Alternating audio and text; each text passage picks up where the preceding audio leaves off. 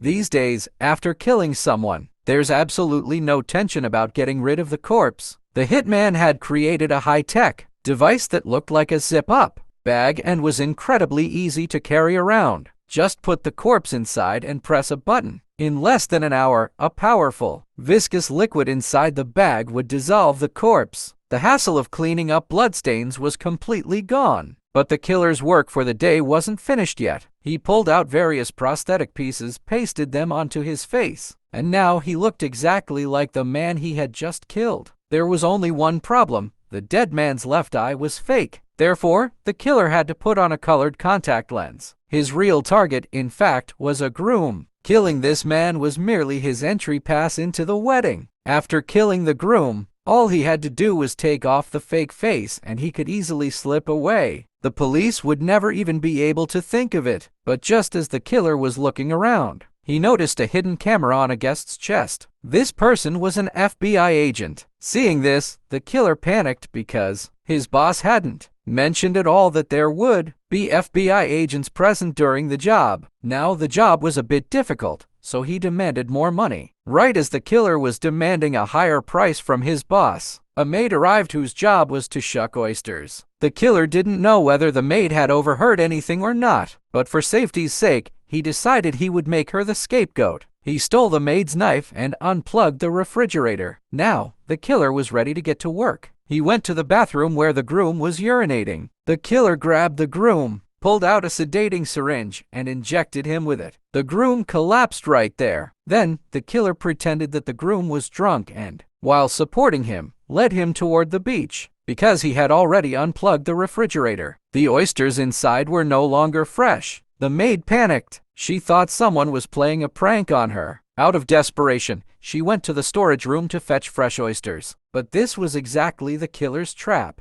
He had already finished off the groom using the maid's oyster shucking knife. Now, he just had to wait for the blame to fall on the maid. A few minutes later, fireworks started on the beach. All the guests' attention shifted there. The bride grew upset and started shouting that the wedding hadn't even begun yet and the fireworks had already started. She ran toward the beach to scold the groom, but she saw that the groom had already been finished off. At that exact moment, the maid stood up in a panic, a blood-covered knife in her hand. She screamed, "I didn't do this.